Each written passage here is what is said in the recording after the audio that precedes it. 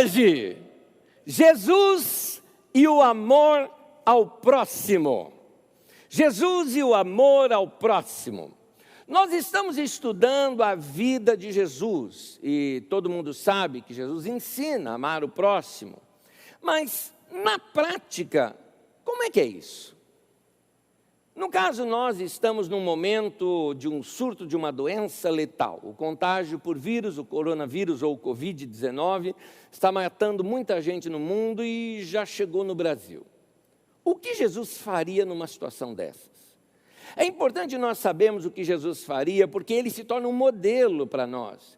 Para que nós, olhando para Jesus, pegamos o seu modelo, o seu caráter, a sua maneira de ser, inserimos isso na nossa vida e assumimos a responsabilidade de vivermos nos nossos dias como Jesus também viveria. Então, muitas pessoas talvez pensem assim: Jesus curaria todo mundo. Meu irmão, nem na Bíblia diz isso. Algumas vezes nas Escrituras Sagradas você vai ver que Jesus curou a todos que ali estavam, outras vezes não.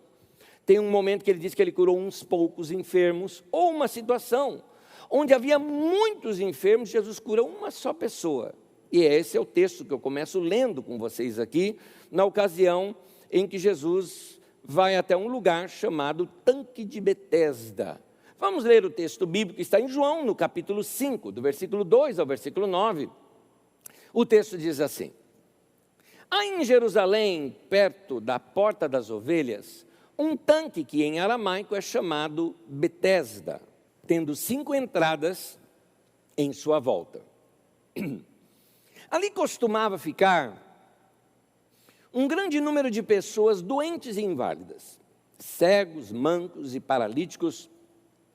Eles esperavam um movimento nas águas. De vez em quando descia um anjo do Senhor e agitava as águas. O primeiro que entrasse no tanque, depois de agitadas as águas, era curado de qualquer doença que tivesse. Um dos que estavam ali era paralítico, fazia 38 anos. Quando o viu deitado e soube que ele estava naquele estado durante tanto tempo, Jesus lhe perguntou: você quer ser curado? Disse o paralítico: Senhor, não tenho ninguém que me ajude a entrar no tanque quando a água é agitada. Enquanto estou tentando entrar, outro chega antes de mim. E Jesus lhe disse: levante-se, pegue a sua maca e ande. Imediatamente o homem ficou curado, pegou a maca e começou a andar. Até aí. Note, havia muitos doentes, mas Jesus cura um só. Mas o que eu queria chamar a atenção para você é essa situação comunitária desse momento aqui. Eles acreditavam que havia um anjo que descia e agitava aquelas águas, e o primeiro que descesse ali seria curado. Meus queridos, isso era uma lenda. Tanto é que os textos mais antigos, os manuscritos mais antigos, nem constam esses versículos. Algum escriba, no futuro, fazendo cópias dos textos mais antigos das Escrituras Sagradas, numa das suas cópias colocou esse detalhe para tentar explicar por que tinha um monte de doente em torno de um poço. Porque eles acreditavam que um anjo do Senhor descia ali e agitava aquelas águas. Não dá para acreditar que Deus fazia isso, porque assim Deus seria muito sarcástico se Deus fizesse uma coisa como essa. É como se tivesse um bando de gente faminta e você chegasse com um pãozinho apenas e jogasse. O primeiro que pegar, mata a sua fome. As pessoas se matariam antes de comer aquele pão. Então, seria muita crueldade da parte de Deus permitir uma situação como essa, uma competição como essa, um acotovelamento como esse. Imagina como que essas pessoas não disputavam ali, por exemplo, a beirada ali, ou o melhor lugar junto àquele tanque. O problema é que existe um detalhe aqui que eu queria mostrar para vocês. Não existe sentimento humanitário na competição. Onde existe competição, não existe generosidade. A competição, ela força você a ser egoísta. Imagine aquelas pessoas, assim, se acotovelando, ou seja, qualquer um ali seria seu inimigo, porque ele poderia chegar nas águas antes de você. Então você tem que impedi-lo de chegar e chegar primeiro do que ele. Não me parece algo divino, não me parece algo bondoso da parte de Deus, uma coisa dessa. É por isso que eu digo que isso era uma lenda da época. Essa falta de generosidade acontece todas as vezes que nós estamos em competição e olhamos o próximo como sendo um inimigo. Perdemos esse amor ao próximo. Um dos países mais civilizados que eu já fui e que gostei muito foi a Austrália. E eu fiquei encantado com aquele país. Mas nessa semana eu vi uma cena na televisão de pessoas brigando lá na Austrália, os gentlemen, como eles são lá, todos elegantes e educados, brigando no supermercado, porque uma pessoa queria pegar uma prateleira inteira, a outra pessoa só queria um daqueles produtos. Eu não me lembro se era o álcool em gel ou era uma máscara de proteção ou algo parecido, dessas daí, com relação, ligados ao coronavírus. Então, você vê que por causa da competição, as pessoas esqueceram completamente do amor ao próximo, e assim, desculpe o termo, mas dane-se o próximo, eu quero é me livrar. Essa que era a sensação que as pessoas tinham ali, diante da opção de obter um produto. Na competição, quem chegaria primeiro ali naquele tanque, estaria pensando assim, dane-se os outros, eu é que quero ser curado. E o pior, ali haviam paralíticos, mancos, coxos. Como é que um paralítico vai chegar primeiro? E o pior ainda, que dó, gente. Você viu a frase desse homem? Quando Jesus pergunta algo para ele, ele fala, eu não tenho ninguém. Jamê Nobre, meu pastor, disse que ele considera essa frase a frase mais triste que ele já leu nas Escrituras Sagradas. Ele diz assim, essa frase é marcante, eu não tenho ninguém. Imagine só, o primeiro que entrasse era o único que seria curado. O homem é paralítico e ainda não tem ninguém para encaminhá-lo para lá. Isso era o mundo na época de Jesus. As pessoas criam as suas próprias crendices para lhes dar alguma esperança. Milhares de pessoas doentes, não havia um sistema de saúde. A situação de saneamento básico ali era precária. Muitos pobres, vocês já viram isso nas mensagens anteriores a essa, onde eu descrevo aquele momento do início do ministério de Jesus, quando João Batista ainda está pregando, e João Batista chega ao ponto de exortar as pessoas, dizendo, olha, você tem 2 túnicas, tem 2 roupas, dê uma para quem não tem. Então, note, tinha gente que não tinha, e outra, ter 2 era muita coisa. É uma situação difícil. Jesus, então, olha essa situação, ele tem que providenciar alguma coisa. A primeira coisa que ele percebe, ele diz assim, eu acredito que Jesus disse para si mesmo, eu preciso tirar a ansiedade do coração desse povo. Dar para eles alguma esperança, alguma fé, alguma coisa que os motive a continuar vivendo. Tanto que Jesus fala que a ansiedade deles para sobreviver ia lhes fazer mais mal do que bem. Veja comigo em Lucas 12, 22. Jesus fala, não andeis ansiosos pela vossa vida, quanto ao que haveis de comer, nem pelo vosso corpo, quanto ao que haveis de vestir. Note que a ansiedade naquele tempo era uma preocupação com o que comer, a preocupação com o que vestir. Jesus então percebe que diante da tragédia da vida em que eles viviam, eles precisavam ser mais misericordiosos, generosos, bondosos, amar uns aos outros. Mas na prática, o que é amar um ao outro? Será que é só uma coisa conceitual? Eu amo a todos. Será que é só isso? Ou será que Jesus apontava para alguma coisa muito mais prática? É agora que nós vamos entrar numa história. Há um momento aqui numa história onde um grande mestre da lei se aproxima de Jesus. Altos papos. Vocês imaginam isso? Um grande teólogo, mestre da lei, com o mestre aqui, Jesus. Um papo rabínico de alto nível, conversando sobre algumas questões da lei. E em cima disso, Jesus ensina na prática o que é amor ao próximo. Vamos ler esse texto bíblico em 2 etapas, eu peço que você acompanhe a primeira etapa da leitura comigo. Lucas 10, de 25 a 37, eu vou ler até alguns versículos apenas e entrar aqui nos meus comentários. Certa ocasião, um perito da lei levantou-se para pôr Jesus à prova. Ele perguntou: Mestre, o que preciso fazer para herdar a vida eterna? O que está escrito na lei? Respondeu Jesus. Como você a lê? Ele respondeu: ame o Senhor, o seu Deus, de todo o seu coração, de toda a sua alma, de todas as suas forças e de todo o seu entendimento. E ame ao próximo como a si mesmo. Disse Jesus: você respondeu corretamente. Faça isso e viverá. Queridos, o papo aqui é um papo de altíssimo nível.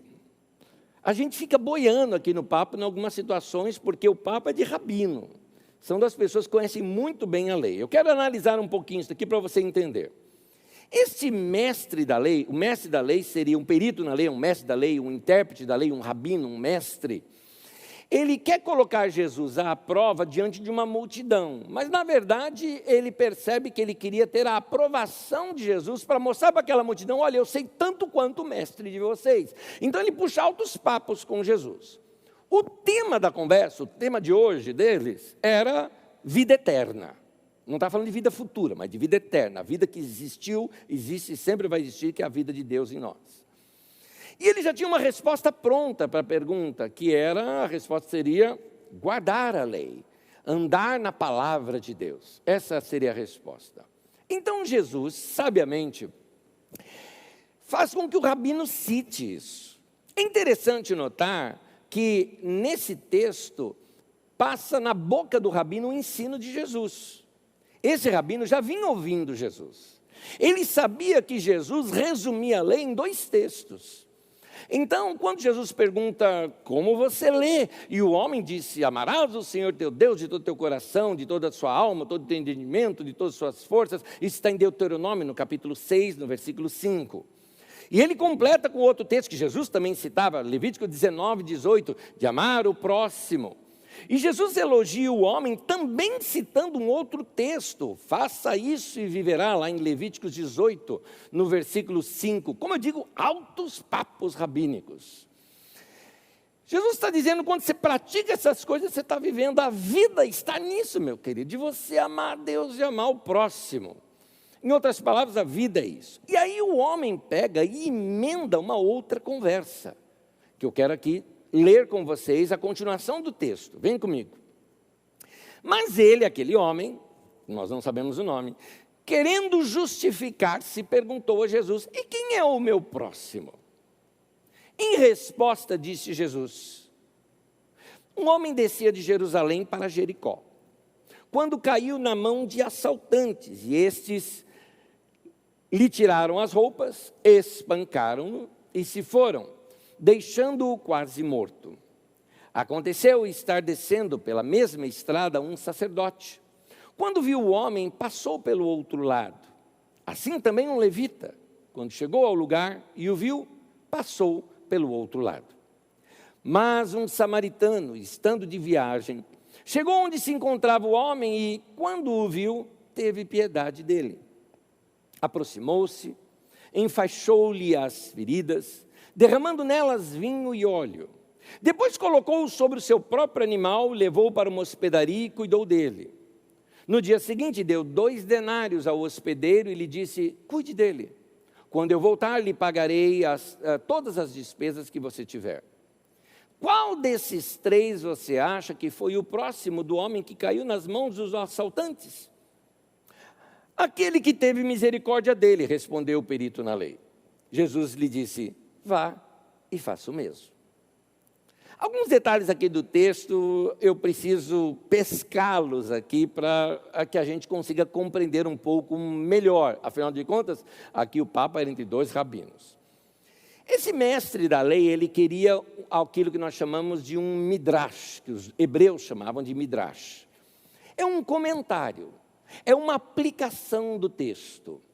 O que ele queria dizer era o seguinte: o Deus a quem eu preciso amar, eu sei muito bem quem é.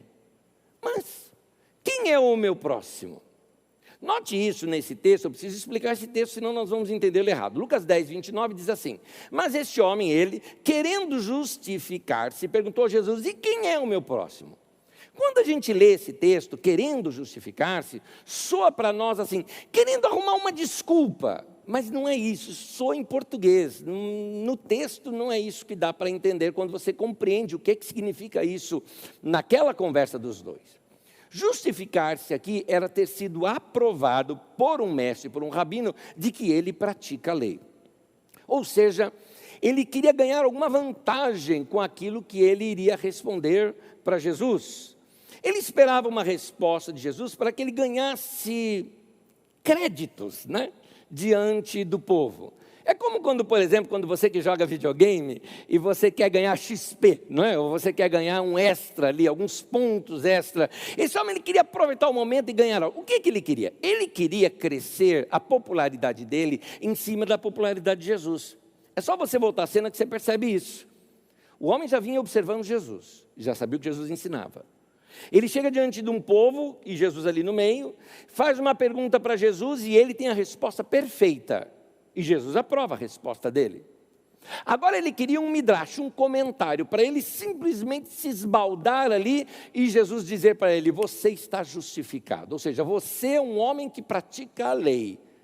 Então ele esperava algo mais ou menos assim: Jesus, quem é o meu próximo? E Jesus diria: os seus irmãos, as suas irmãs, outro judeu. Porque o judeu entendia que o próximo era outro judeu.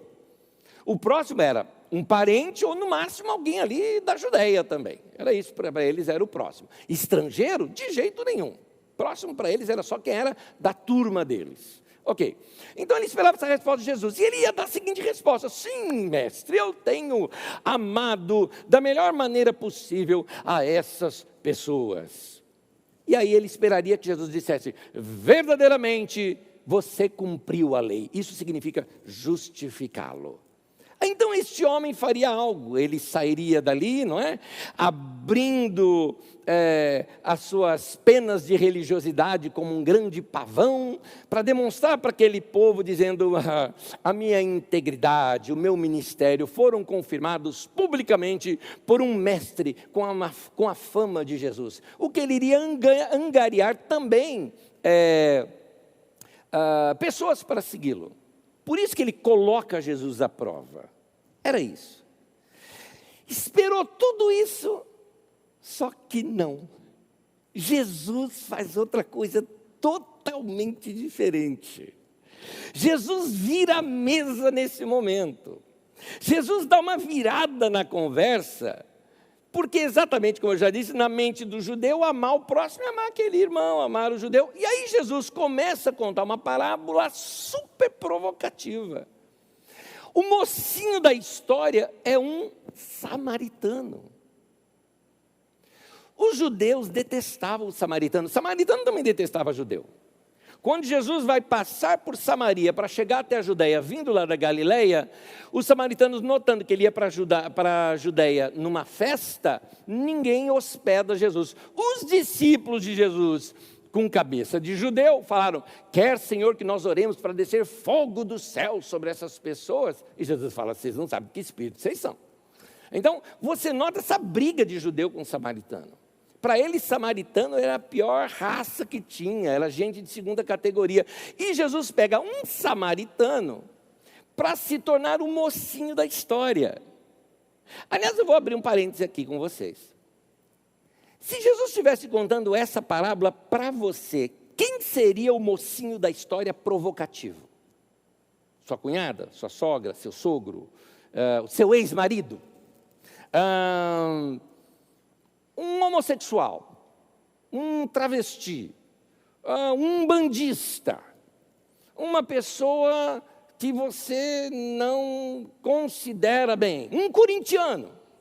Então, seja o que for, se você, aquilo que você, aquele tipo de pessoa que você coloca como de segunda categoria, vamos lá, um esquerdista ou uma extrema-direita, não é? Porque hoje a briga no Brasil tem mais a ver com ideologia e política.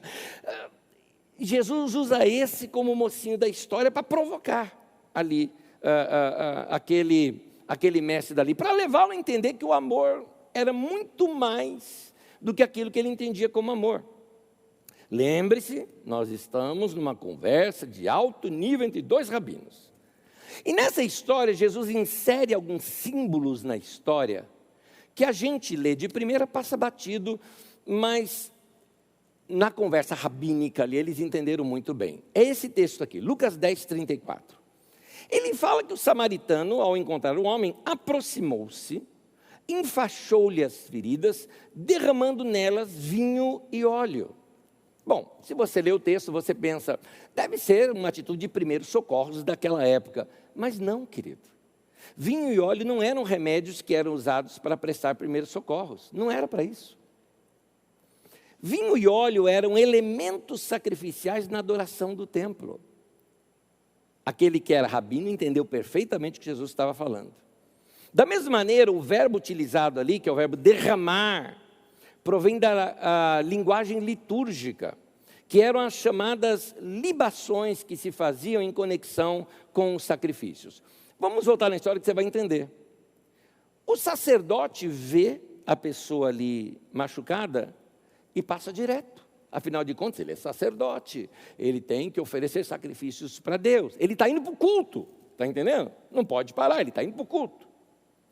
O levita, o mestre, o chefe passou, porque o sacerdote é maior que o levita. O chefe passou, não vou parar. Eu também estou indo para o culto. O que o sacerdote fazia no culto deles? O culto deles, que era praticamente a oferenda de um sacrifício para Deus, depois de feito aquele sacrifício, era derramado sobre o altar as ofertas de libação. Esse termo que Jesus usou aqui, derramar. Vinho e óleo. Aquilo fazia subir uma grande fumaça, e quando subia essa fumaça, os homens que não estavam lá no lugar de sacrifício, mas no lugar dos homens ali no templo, levantavam as mãos para os céus e começavam a orar. Aquele era o momento da oração, dizendo, o sacrifício foi feito, Deus aceitou o sacrifício, nós agora podemos orar diante de Deus. Era assim que o judeu se comportava. E aí o que Jesus está mostrando é que aquele samaritano é que foi o verdadeiro levita e sacerdote, que com sua libação, aquela sua atitude, estava demonstrando aquele amor de Deus que tantos profetas já vinham pedindo para o povo ter, e que Jesus estava pregando naquele momento. É o samaritano quem derrama a verdadeira oferta aceitável para Deus. É por isso, meu querido, que esses dois mandamentos estão intrinsecamente ligados. Quem ama a Deus demonstra esse amor a Deus oferecendo sacrifícios de amor ao próximo. Entendeu? Você serve a Deus servindo pessoas. Com essa história, Jesus nos ensina que o nosso culto a Deus é uma vida de serviço às outras pessoas. Você adora a Deus servindo os outros, como diz em Hebreus, no capítulo 13, no versículo 16, que diz assim, não deixem de fazer o bem e de ajudar uns aos outros, pois esses são os sacrifícios que agradam a Deus. A palavra sacrifício aqui é a linguagem do Antigo Testamento para louvor. Esse é o louvor que agrada a Deus. Note então que o louvor que você dá para Deus, ele pode ser oferecido a qualquer momento, de forma inesperada, não planejada, no meio do dia, quando você tem uma oportunidade de demonstrar o seu amor às pessoas, não deixando de fazer o bem e ajudando uns aos outros, como diz no texto da Bíblia Sagrada. Muito bem, trazendo para nós aqui agora, vamos ver isso na prática para nós. As oportunidades que aparecem no nosso dia a dia, em que eu e você podemos utilizá-las para ser o nosso culto a Deus. E eu quero contextualizar bem para esse momento em que nós estamos vivendo. 3 conselhos aqui para você, 3 verdades muito claras e muito práticas para você. Começo com a primeira. Primeiro, você adora a Deus quando você respeita o próximo. Nós estamos numa época, como nós já sabemos, de pandemia. É a orientação da Organização Mundial de Saúde que a gente evite aglomerações e tome cuidado com o contágio, principalmente com pessoas mais idosas. Porque essa virose, esse contágio pelo vírus, é mais letal para idosos e para também pessoas de baixa imunidade. E aí, você, por exemplo, tem 20 ou 30 anos de idade. E você fala o seguinte: eu não estou na zona de risco. Isso aí não pega em mim. Então você pega, organiza uma baladinha com seus amigos, ou você sai para uma festa, ou faz aquele aniversário, ou alguma coisa parecida, junta uma galera toda, todo mundo se abraça, todo mundo se beija e diz: aí, tá vendo? Ninguém pegou nada, mas nós nos contaminamos ali. Aí depois você vai e beija seu avô, beija sua avó, ou você abraça seu pai, abraça sua mãe, e corre o perigo de ser um canal de transmissão. Nós aqui da Carisma orientamos as pessoas a tomarem os devidos cuidados. Evitar aglomerações sempre que possível, não é para você evitar pegar alguma coisa, mas também para você evitar ser um transmissor. Deu para você entender? Eu estou falando de amor ao próximo. Porque eu amo o próximo, eu vou poupar. Eu vou evitar, vou deixar de fazer uma coisa que eu gosto, que é estar em gente, abraçar todo mundo. Por quê? Porque eu não quero ser um canal de transmitir algo para alguém. Todos vocês já viram aqueles concursos de Miss? Quando chegam assim para elas e dizem: o que você deseja? Ela fala: eu quero a paz mundial. Né? Como se fosse assim, né? Lindo e maravilhoso e fácil. Pois é, baseado nessas declarações de Miss, tem muita gente que faz igual. Não, eu quero a paz da humanidade, eu quero o bem de todos. Pois bem, tem uma frase para você: amar a humanidade é fácil. Jesus ensinou a amar ao próximo. Porque amar todo mundo é fácil. Não, eu amo todo mundo. Legal, você ama todo mundo, mas amar o próximo, amar aquele que está ali no teu caminho, aquela situação direta com você. E eu vou te mostrar algumas formas de você amar o próximo. Olha só. Você ama o próximo quando você respeita o próximo. Foi o que eu disse ali. Você ama o próximo quando você age com respeito. Por exemplo, meu querido, quando você evita estacionar numa vaga de idoso, por exemplo. Deixa de ser folgado, deixa de ser cara de pau. Agora com os mercados lotados, você fala: mas não tem vaga. E estaciona lá na vaga do idoso. Meu querido, estaciona na vaga de deficiente, sem ser deficiente. Né? Eu me lembro que muito tempo atrás eu vi um pequeno vídeo, era acho que argentino isso, onde as pessoas ficavam ali um pouco escondidas e quando alguém estacionava na vaga do deficiente e saía do carro, não é? As pessoas vinham assim correndo e viam ela andando normalmente e diziam: milagre, milagre, aleluia. E aquela coisa toda começava a cantar como se fosse um culto religioso com alguém que foi curado naquele lugar. Mas olha, você faz isso também. Você faz isso quando você dá aquela de miguelão, né? Que nem a gente usa essa expressão lá no ônibus, que você finge que está dormindo só para não dar lugar para um idoso. Isso você faz também quando você que dirige é sempre apressadinho e você apressa ali o pedestre na própria faixa de segurança do pedestre. Então, meu querido, vamos ser cristão. Cristão não é só culto de domingo, cristão não é só frequentar a igreja, cristão não é só isso, cristão... Você ajuda o próximo, você pensa no próximo. O outro está com pressa, dá passagem. Seja no trânsito, seja na escada rolante, seja simpático com as pessoas. Trate bem quem te atende. Isso chama-se cidadania. Hoje em dia parece que a gente não pode mais falar sobre cidadania. Parece que se eu falar de cidadania no meio da igreja, falar: esse pastor é comunista. Que isso, gente? Eu estou falando de coisa bíblica, não tem nada a ver com esquerda, com direita. Para com essas besteiradas todas. Nós estamos falando de reino de Deus. O reino de Deus é desse jeito. Olha aqui, Filipenses capítulo 1, versículo 27. Não importa o que aconteça, exerçam a sua cidadania de maneira digna do Evangelho de Cristo. É isso. Então, quem aparecer na frente, ajude. Como aquele que apareceu no caminho do samaritano. Você é o próximo dele e ele é o seu próximo. Você adora a Deus quando você respeita o seu próximo. No condomínio onde nós moramos, existe uma rede interna ali onde as pessoas se comunicam para dar algum aviso, serviço ou alguma situação que precisa ser avisado todos os moradores.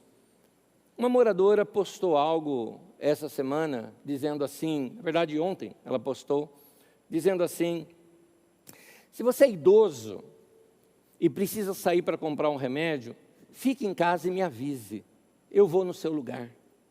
Se você precisa fazer uma compra, não saia de casa, não se arrisque, eu vou e faço para você, só me comunique, eu quero te ajudar. Me fala se isso não é uma atitude cristã. Para mim é aqui que demonstra o amor ao próximo, nos mínimos detalhes. Ela está mais preocupada com o bem-estar do outro do que dela mesma. Segundo, você adora a Deus quando você, de coração, deseja o melhor ao próximo. Note bem, falar que ama o próximo é muito fácil. Mas amar significa desejar o melhor para o outro. Há um texto na Bíblia Sagrada, em Romanos, no capítulo 12, no versículo 15. Romanos 12, 15 diz assim: alegrem-se com os que se alegram, chorem com os que choram. O que esse texto nos ensina? Seja próximo de alguém. Se a pessoa está passando por um momento difícil, esteja com ela. Mas também olhe o outro lado. Se a pessoa está num momento de conquista, não seja invejoso. Se alegra com a pessoa. Lembra que eu disse? Quando nós estamos em competição, quando a gente olha o próximo como o cara que compete com a gente, ele se torna nosso inimigo. Você está no sorteio, torcendo, o outro ganhou e você não, você torce o bico, porque ele é teu inimigo a partir de agora. Porque se ele não ganhar, você poderia ganhar. Então, isso é falta de amor. Há um texto na Bíblia Sagrada que às vezes a gente lendo passa despercebido um detalhe do texto. Em Lucas 5, de 1 a 3, conta uma história que Jesus está ali na beira-mar e tem uma multidão. E ele então, para pregar para a multidão, ele vê 2 barquinhos. E ele pede um barquinho emprestado para subir nesse barco, para poder pregar para a multidão, afasta um pouquinho ali, e poder pregar para a multidão. E era inclusive o barco de Pedro, né? Aquele barco, quando Pedro ainda nem era discípulo de Jesus. Então nota, haviam 2 barquinhos, e Jesus entra num dos barquinhos. Como você se sente quando Jesus entra no barquinho do lado? Essa é uma boa pergunta. Como é que você se sente? É aquela história, como é que você se sente quando o irmão foi abençoado e você não? Como é que você se sente? Como é que você se sente quando a pessoa teve uma grande conquista e você não teve? Como é que você se sente? De vez em quando nós demonstramos essa inveja das pessoas. A Bíblia diz que o amor não é invejoso. Está lá no texto de Coríntios 13. E imagina, por exemplo, um amigo chega dirigindo um carro. E aí é um carrão novo, bonito, tal. Em vez de você falar, meu, que legal, feliz por você, que coisa legal. Aí você, o contrário, né? Você não pode dar na cara, então você faz aquela brincadeirinha para dar uma espetadinha no cara. Você fala, tá podendo, hein, meu? Beleza. Isso daí é inveja travestida de brincadeira. É isso, é isso. É igual a mulher, por exemplo, que às vezes ela está ali na internet, olhando, aí ela começa a ver aquela amiga que ela não gosta muito, e ela fica vendo ali as fotos, e ela olha assim, essa bolsa é cara, aí ela olha outra foto e essa praga emagreceu. Aí ela solta aquela, né? Deve estar dopada de remédio para emagrecer. Né? Quer dizer, não admite, você escuta até às vezes aquele no final de cobra, né? Aquela... Não consegue se alegrar com os que se alegram. Atitude diferente a gente vê em Barnabé. Atos 11, 23 diz assim: Barnabé, chegando a Antioquia e vendo a graça de Deus, ficou alegre. Olha que coisa linda. Esse é o certo. Veja a graça de Deus sobre a pessoa e fica alegre. Vê a graça de Deus na vida do irmão e fica alegre. Vê a graça de Deus quando Deus opera em algum lugar, fica alegre. Sem inveja, puro amor, quando de coração você deseja o melhor para o outro. Terceiro e último. Você adora a Deus quando você se dispõe a ajudar ao mais simples. É interessante isso, porque nós estamos numa geração onde o que vale é o que parece ser, não é? Hoje vale mais uma foto editada do que o cara real, não é? Eu vou confessar uma coisa para vocês, vou confessar. Cenas, não foi uma só vez que eu passei isso. Aqui na Carisma, não foi só uma vez que eu passei, tá bom? Às vezes acontece de alguém na internet, manda algum recado para a gente, tudo mais, tal, o recado é esse, aquele, tal. Você pega, olha ali, tá bom, corresponde, você vai no culto, me procura lá no culto, tal. E aí a pessoa me procura no culto. Oi, tudo bem? E eu, lembra de mim? Não, me ajuda. Mas você falou comigo essa semana na internet. Quem? Aí a pessoa cita o nome e você fala, você tem aquela vontade de falar, mas não é a mesma pessoa da foto. Por quê? Na foto é o que ela quer parecer que ela é. Pessoalmente é diferente. Então, hoje em dia, o que vale mais é o que a gente quer mostrar do que realmente o que a gente é. É uma tendência na nossa sociedade. Mas isso é o show da vida, não é? E o show da vida é assim. Você quer estar perto de gente influente. O que importa é se tem gente influente te seguindo nas redes sociais, não é? Porque tudo isso faz parte do show. Mas o cristianismo mostra outra coisa. Amar significa que você não vai fazer diferença entre as pessoas. Não importa se o cara é rico ou pobre. Não importa onde ele mora. Não importa se a pessoa é famosa ou não é famosa. Olha o que a Bíblia diz em Romanos 12, 16. Tenham a mesma atitude uns para com os outros. Não sejam orgulhosos, mas estejam dispostos a associar-se a pessoas de posição inferior. Isso é amor ao próximo. É quando você não liga qual é o pedigree daquela pessoa para poder ajudá-la. É quando você não liga se aquela pessoa tem um carro bonito ou não para você ajudá-la, ou que bairro que ela mora para você poder ajudá-la. Amar o próximo é você na sua escola, no seu trabalho, na sua faculdade, ou nos lugares onde você está, ou no meio da igreja, você integrar aquelas pessoas que estão ali perdidas, não sabe como se relacionar, não conseguiu ainda fazer amizades. Amar o próximo também é ir andar com gente mais simples. Meu querido irmão, você que é de classe média, alta, a maneira como você trata os seus empregados, a maneira como você trata a moça que ajuda a fazer faxina lá na sua casa, ou o rapaz que faz faxina lá na sua casa, ou segurança de onde você mora ou onde você trabalha, tudo isso, a maneira como você trata essas pessoas, me fala muito mais do seu cristianismo do que a sua posição na igreja, seu cargo na igreja, se você é pastor, se você é isso, se você é aquilo, ou se você levanta a mão, se você adora, se você ora alto, se canta bonito, não interessa. Cristianismo tem a ver com amor a Deus e amor ao próximo, e isso é na prática. Não dá para ser fake nessas horas. Portanto, eu faço uma pergunta para você. Você, meu irmão, por exemplo, que tem uma empregada doméstica ou uma ajudante na sua casa, eu te faço uma pergunta. É permitido ela almoçar junto com você no mesmo horário que você? Ou ela tem que comer depois que vocês comeram? Ela tem que primeiro servir você e ela tem que passar fome até o horário em que ela vai comer o resto. É isso que você dá para ela? Meu querido, se você age dessa maneira, ou se as pessoas que trabalham com você não podem comer ali na mesma mesa, porque aquela mesa é da família, o empregado tem que ser separado, me permita lhe te convidar a se converter, a mudar o teu coração, permitir que Jesus entre no teu coração e tire esse coração de pedra e dê para você um coração de carne, porque não dá para dizer que segue a Jesus sem um claro amor a Deus e um claro amor ao próximo, porque é isso que se cumpre toda a lei. Jesus disse, faça isso e viverá. Eu quero terminar e eu vou pedir até aos meus irmãos que aqui estão me ajudando hoje, essa equipe maravilhosa aqui que me deram suporte para que a gente tivesse essa transmissão aqui pela internet, como eu sempre faço no final da mensagem, vamos ficar em pé. Um resumo aqui para nós.